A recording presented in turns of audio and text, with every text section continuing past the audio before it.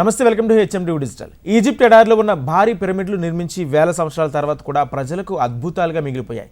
ఈ భారీ పిరమిడ్లు 4700 సంవత్సరాల క్రితం నిర్మించబడి ఉంటాయని నేటికి నమ్మడం కష్టంగా ఉంది. బుల్డోజర్లు, క్రెయిన్లు వంటి యంత్రాలు రాకముందే పిరమిడ్లపైకి ఉపయోగించే భారీ రాళ్లను ఎలా రవాణా చేసేవారు? ఇప్పుడు పరిశోధకులు ఈ ప్రశ్నలకు పరిష్కారాలను కనుగొన్నట్లు పేర్కొంటున్నారు.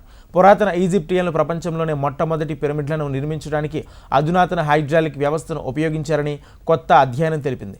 దీనికి సంబంధించిన పరిశోధనలో జూలై 24న రీసెర్చ్ గేట్లో పోస్ట్ చేయబడింది. అయితే ఇది ఇంకా ఏ రివ్యూ జర్నల్లోనూ ప్రచురించబడలేదు.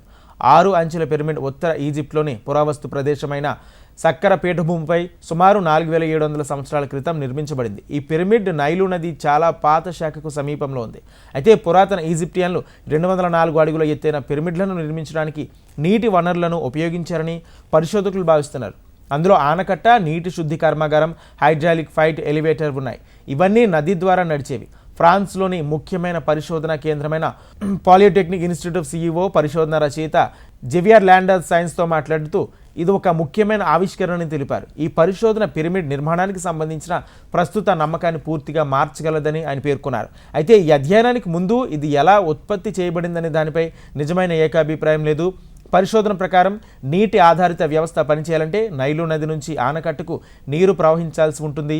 అయితే నదీ ప్రవాహాన్ని వినియోగించుకుని రాళ్లను కత్తిరించినట్లు, హైడ్రాలిక్ శక్తితో నడిచే ఎలివేటర్ ద్వారా భారీ నిర్మాణ సామాగ్రిని వినియోగించినట్లు ఒక అధ్యయనంలో తెలిసిందే.